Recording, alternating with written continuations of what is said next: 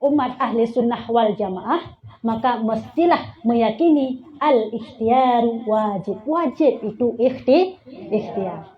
Kita bekerja karena ikhtiar. Bukan kita tidak percaya Allah telah menyediakan rezeki untuk kita. Ya.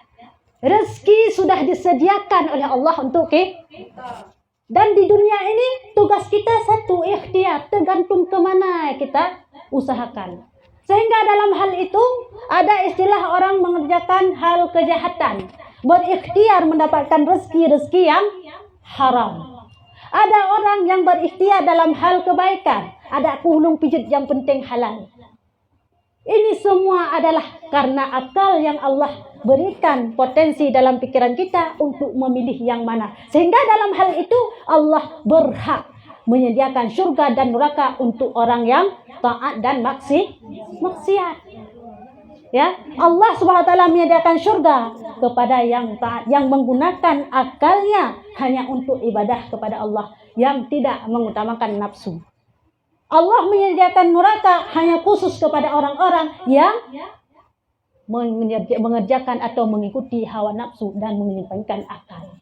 Ya, jadi inilah etikat yang benar. Jadi alhamdulillah Allah telah memberikan langkah kepada kita, kesehatan kepada kita, sehingga kita dapat berkumpul pada hari ini, dan tujuannya adalah untuk menyambung hubungan silaturahmi dan mengkaji ilmu Allah. Jadi semua yang sudah ada di sini ini adalah orang-orang pilihan.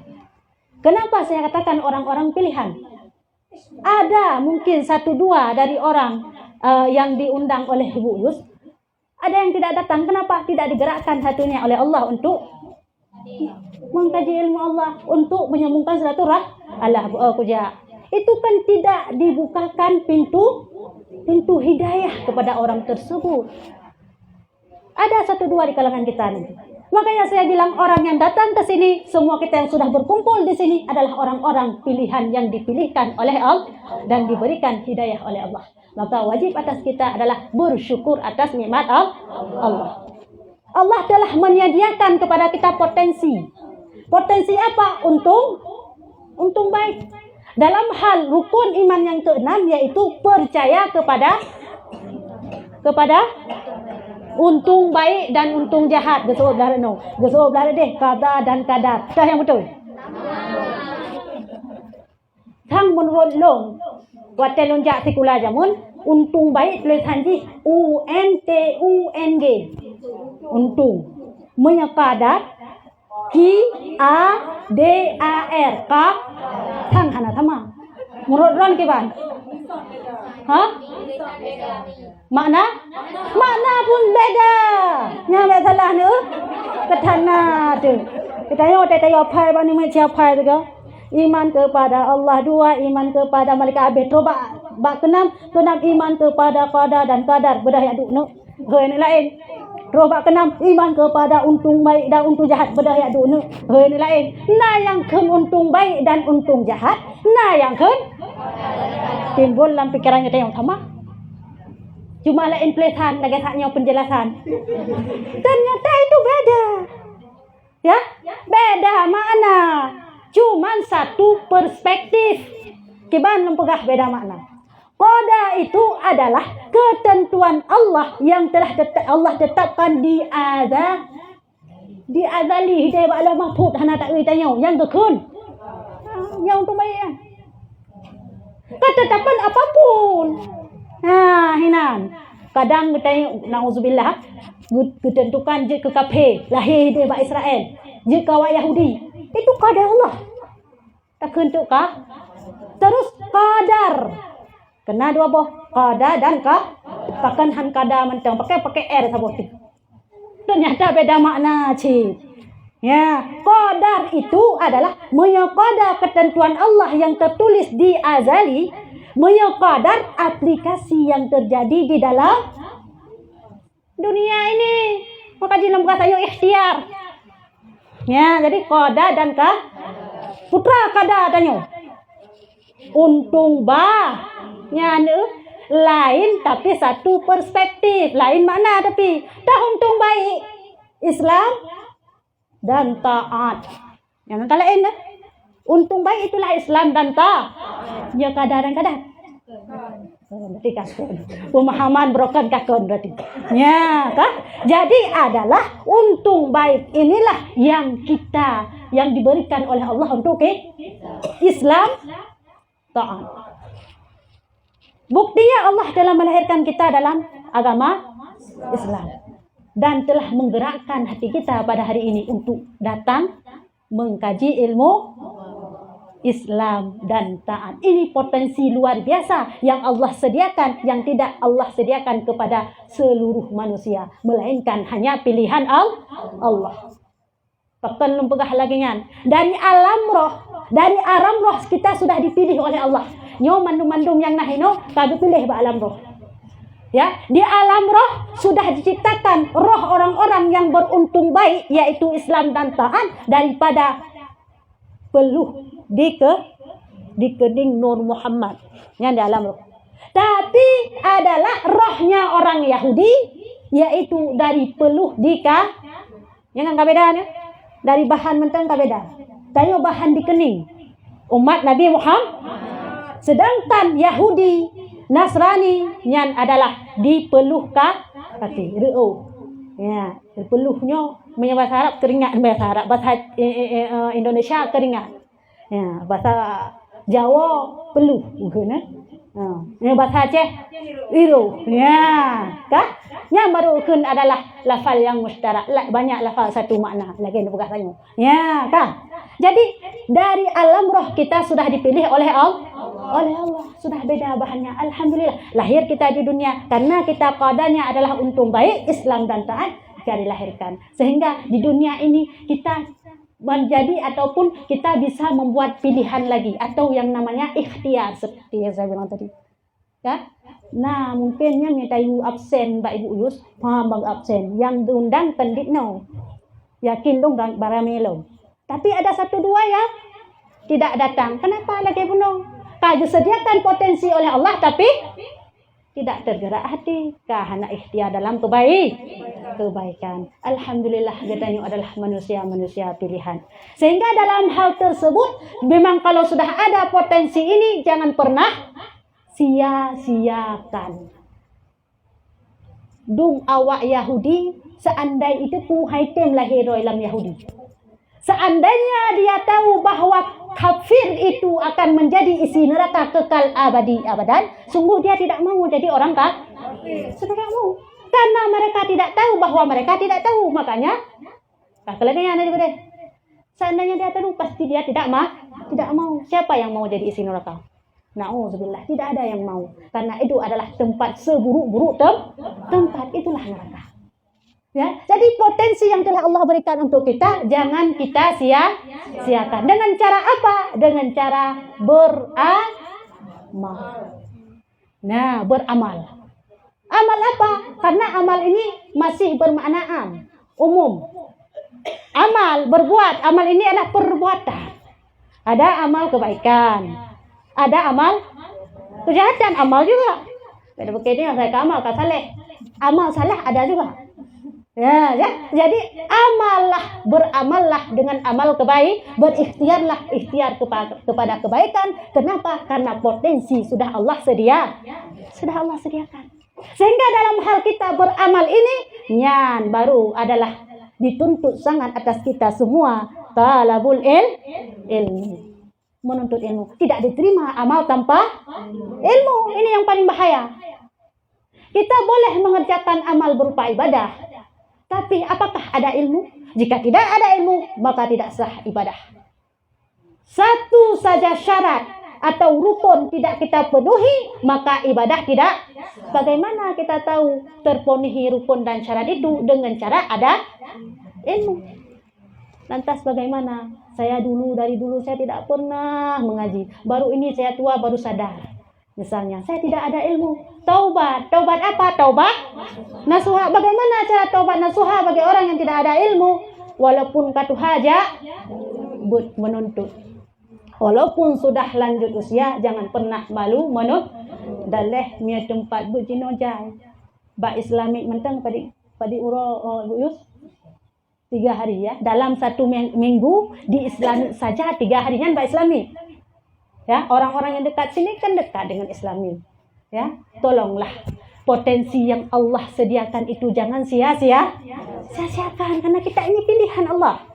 Ya, datanglah ke Islami sedekat-dekat tempat. Yang dalam 3 minggu hega mendeng kamu bada sebagai jupira ane. Apabila sedang kita menuntut tapi kita tidak bisa, sudah dimaafkan oleh Allah. Baktakun Fatihah hana betul tasydid. Satu tasydid saja, satu mat saja tidak benar dalam membaca Fatihah salat, tidak sah salat. Kebetulan kita baru taubat. Daripada tidak tahu, kita pergi mengaji. Hai baru taubat, maklumlah lagi Cina bantamu Islam. Alhamdulillah lanjut. Apakah diterima? InsyaAllah pasti diterima karena kita lagi menuntut ilmu. Karena yang dituntut bukan bisa tapi belajar. Yang dituntut kan jud tapi ja. Yang beda, jud ja, yang beda. Ya. Dia dituntut jud mandum tayo hino hansa semaya termasuk ulung padang. Kenapa? Karena kita ini belum tentu benar semua dalam mengatakan atau mengucapkan rukun-rukun qauli.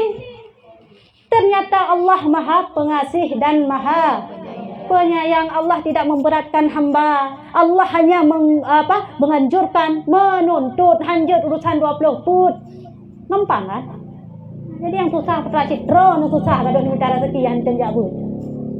Tidak mau berikhtiar kepada kebaikan.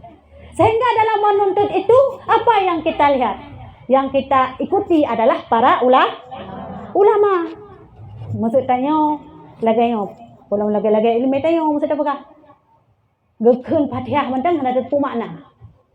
Apakah boleh kita mengambil hukum langsung dari ayat? Tidak boleh.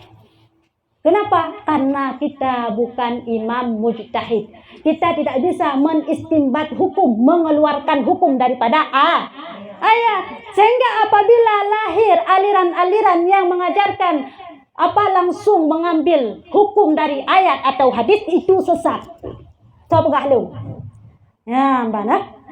Yang mengambil hukum langsung dari ayat dan hadis itu sesat kalau tidak ada ilmu. Ya, yang sesat. Long nai ilmu pakar dalung jabut di Al-Azhar di Mengtun dan jak kula. Jadi bahasa Arab ku cereng kaliung. Layan dari hinan afai Al-Quran. Kebetulan bisa memberi makna. Apakah sudah jadi sebagai syarat untuk imam mujtahid? Tidak bisa. Tetap tidak boleh mengambil hukum daripada ayat langsung. Walaupun talagangan gede. Karena kepegah di Ibnu Hajar. Ya. Imam mujtahid sudah ditutup atau sudah tidak ada lagi semenjak berakhirnya Imam Syafi'i. Imam yang terakhir. Yang hinan kau berakhir ke bukan? Karena imam mujtahid ini ada imam mujtahid mutlak. Ada imam mujtahid muntasid. Ya. Imam mujtahid mutlak itulah 4 imam, 4 mazhab yang kerap kita kenal. Apa? Syafi'i, Hambali, Maliki, Hanafi yang gekun dengan imam mujtahid mutlak. Hana masalah tinggi bacut pembahasan. Ha? Yang imam mujtahid mutlak ini kenapa dikatakan mutlak? Karena tidak menyangkut atau tidak berhubungan antara imam ini dengan imam ini. Imam ini dengan imam ini berbeda-beda cara pelaksanaan ibadah. Ahli sunnah wal jamaah hanya mengakui adalah ibadah ya, yang dikeluarkan atau yang diterbitkan atau menurut mazhab yang 4 hana lebih. Apabila keluar daripada jalur 4 mazhab ini, maka keluarlah dari ahli sunnah wal jamaah. Apabila sudah keluar daripada ahli sunnah wal jamaah, maka keluarlah daripada yang namanya Islam. Karena selain daripada ahli sunnah wal jamaah yang ditakan kafir. Contoh Syiah. Ya, Syiah itu pakan kafir. Mai pegah ke selam roy ka kemenan juga deh. Hanya pegah Syiah mati itu. Karena dia tidak mengakui akan kerasulan Rasulullah. Yang dia akui adalah hanya Sayyidina, karena saking cintanya kepada Sayyidina Ali sehingga mereka membaiat Sayyidina Ali sebagai Rasul. Dia mengakui itu Rasul, sedangkan Rasulullah yaitu Nabi Muhammad mereka tidak mengaku, maka dianya kafir. Karena dalam syahadat asyhadu an la wa asyhadu anna, siapa yang kita saksi di situ? Muhammad sebagai Rasulullah, sebagai utusan Allah, bukan Sayyidina Ali. Ya, jadi orang yang menafikan Sayyidina Rasulullah itu kafir. Itu kaum Syiah. Begitu juga adalah kaum Khawarij, kebalikan daripada Syiah yang membenci kepada sahabat Rasulullah. Siapa? Sayyidina Ali. Syiah ini terlalu cinta pada Sayyidina Ali. Sedangkan adalah Khawarij terlalu cinta kepada, sehingga mereka menafikan adalah yang namanya sahabat Rasul. Yang sahabat Rasul yang pun, ya, itu pun kafir. Kita ahli sunnah wal jamaah berada di tengah-tengah. Yang enggak dijikan yang sedang-sedang saja. Ya, itu sedang-sedangnya. Terlalu cantik je. Terlalu ganteng jangan. Baik pilih dia lah kau yang ganteng coy gok mentuk malek ka bengeh tu. Jadi biasa-biasa menteng. Ya, asal kata mata kita nyo ada boneng mata gok hana masalah. Begitu juga dalam akidah. Kita sedang-sedang saja. Kita berada di tengah-tengah. Bukan membenci Sayyidina Ali dan mengakui kerasulan. Kita mengakui Nabi sebagai utusan Allah dan mengakui bahwa Sayyidina Ali sebagai sahabat Rasulullah dan Khalifahur Rasyid. Itulah aliran yang benar ahli sunnah wal jamaah. Ya, jadi dalam hal berikhtiar ini itulah kita harus mengikuti imam yang 4 mazhab ini. Jangan pernah keluar dari 4 mazhab. Terserah nanti mau pilih yang mana. Saya mau pilih Imam Syafi'i, ya udah beramal dengan Imam Syafi'i. Tidak ada larangan. Saya mau pilih Imam Hanafi, silakan beramal dengan Imam Hanafi, silakan. Tapi dengan catatan, dengan syarat nyampe sembarangan. Ya, karena dalam hal istilah kita beramal ini ada namanya, kalau istilah lain talfik. Talfik itu adalah mencampur dua mazhab atau lebih kemudian memilih salah satu. Boleh kita melakukan hal demikian dengan catatan kita sudah ada ilmu ataupun sudah kita mampu mengkaji ataupun mengetahui segala hukum-hukum yang ditentukan dalam imum yang 4 itu. Misalnya kita sudah menguasai mazhab Syafi'i, makna menguasai seluruh hukum yang diterangkan dalam mazhab Syafi'i kita ketahui karena ilmu. Lepas itu dalam Imam Hanafi juga kita ada ilmu, dalam Imam Hambali juga kita ada ilmu, dalam Imam Maliki pun kita ada ilmu. Semua kita kuasai 4 mazhab. Itu silahkan memilih. Itu namanya adalah talfik. Tetapi ya, talfik itu ada yang istilahnya haram. Yang baik sembarangan, long tak jarang, Syafi'i je, long Hanafi je, Maliki je, Hambali je. Tapi haram juga bagi siapa yang memilih pendapat yang paling enak. Atau tanya yang mangat menteng galak teladu. Ya. Misalnya imumnya agak berat bacut, imum dia agak ringan bacut, tapi pilih imum dia. Apa ada agak ringan? Tanya betul kasih pun imum. Cerita je. Imumnya dalam hal ibadah sembahyang agak payah baca, payah rah ule-ule. Ikut Imam Syafi'i yang payah ule-ule mentang kabeh. Itu haram. Kenapa? Memilih yang enak enak yang haram, yang walaupun kita ada ilmu, yang tak salah-salah. Tapi maksud contoh long pun mazhab. Alah long sembahyang kalinya oleh ikut Imam Hanafi minta ilmu. Long Syafi'i. Yang dari pon tu sembahyang sampai sembahyang adalah Assalamualaikum dalam Imam Hanafi. Silahkan.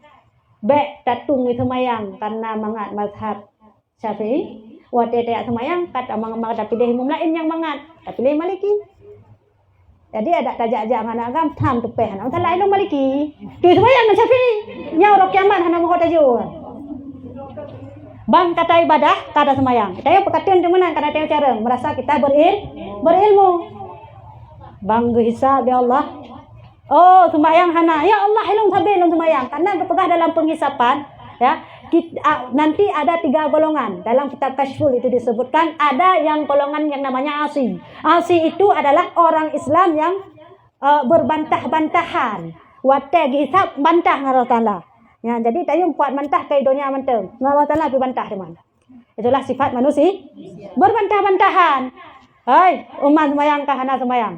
Tamang neraka. Ya Allah, long na semayang ya Allah. Payang semayang sabe na semayang tapi hina hana terima sabo api. Ada menan hana tetap na semayang. Supaya imam. Ilong ya Allah la ikut Imam Syafi'i ya Allah. Non semayang ikut Imam Syafi'i. Long tu semayang. Semayang ikut Imam Hanafi. Kerja Imam Syafi'i. Ilong cara tu semayang belakangnya orang porno. Sehingga dalam membatalkan semayang, yaitu kalau bersentuh kulit laki-laki dan perempuan yang belum pekah batu. Itu piji ilong kalau ikut Imam Hanafi, ke pekah Hanafi. Ilong punya cara tu semayang menang hana terima mazhab lu. Betul Syafi'i, ilong punya cara tu semayang menang ya kapegah ya kau ilong tu hana terima. Dua-dua han geteri. Sehingga tanya ho, so terima. Neraka terima. Puan so terima. Ipau bidaya neraka, 7 tiga neraka. Ya, karena kenapa kita mengikuti suka-suka hati kita? Suka-suka hati kita, tak boleh kayak gitu. Boleh kalau kita sudah menguasai semuanya, dengan catatan jangan pilih yang enak-enak. Ini talfik yang dibolehkan. Ya, nah, sehingga dalam hal ini adalah kita yang awam, tanya yang hana cara melainkan, maka wajib atas kita yang namanya taklid. Apa taklid? Taklid adalah mengikuti ulama atau suatu pendapat walaupun tidak tahu sumbernya atau sumber dalilnya. Kenapa? Karena kita adalah tidak mengerti, walaupun tahu tidak mengerti isi ayat, tidak mengerti isi hadis. Sehingga dalam hal tersebut atas orang awam wajib yang namanya taklid, mengikuti ulama wajib ada-adanya. Makanya jangan asal-asalan, ya. Mentang-mentang 5 tahun pergi sekolah ke Al-Azhar sudah menafikan pendapat ulama. Kacarang leung ngan goknyan. Ya. Wah, hideh kapet panjang janggut. Kalau pegah salah pertamanya yang betul, ya. Cuma yang salahnya adalah sifatnya mensalahkan ulama. Yang panenlah ulama-ulama yang tadi ulamakan. Ya. Tak salah gara-gara tadi dah fikir dah dikacarang, kaji tafai Quran, kaji tabuh makna. Tapi kasihnya sebagai imam mujtahid tidak. Ya, banyak sekali syarat yang mesti dipenuhi untuk menjadi imam mujtahid, dan imam mujtahid ini sudah berhenti atau sudah tidak ada lagi semenjak berakhirnya Imam Syafi'i menurut Ibnu Hajar. Yang dengan mujtahid mutlak. Ya? Ada lagi yang namanya mujtahid muntasib. Yo adalah imam tarjih. Dah. Lagasanya Ibnu Hajar yang kan mujtahid mutlak, mentarjih hukum daripada mazhab Syafi'i. Terus setiap mazhab ini ada pentarjihannya. Ada yang namanya adalah pengisbat hukumnya lagi. Laga contoh Imam Syafi'i. Mazhab Syafi'i ini mujtahid mutlak. Nyo pembahasan agak kebacut nyo hana salah 3 go. Ya, jadi bagi yang sudah ada ilmu enak ditanggapi ini. Ya, jadi bagi yang kurang ilmu ini mungkin pegah yang kamu mujtahid dong hana hukumnya. Ya, sakit tak pegah dia bahasa ro. Ya, jadi juga tak pegah bahasa ornyo ini. Kah? Jadi mujtahid apa saya bilang tadi imam tarjih, ya. Misalnya Imam Syafi'i.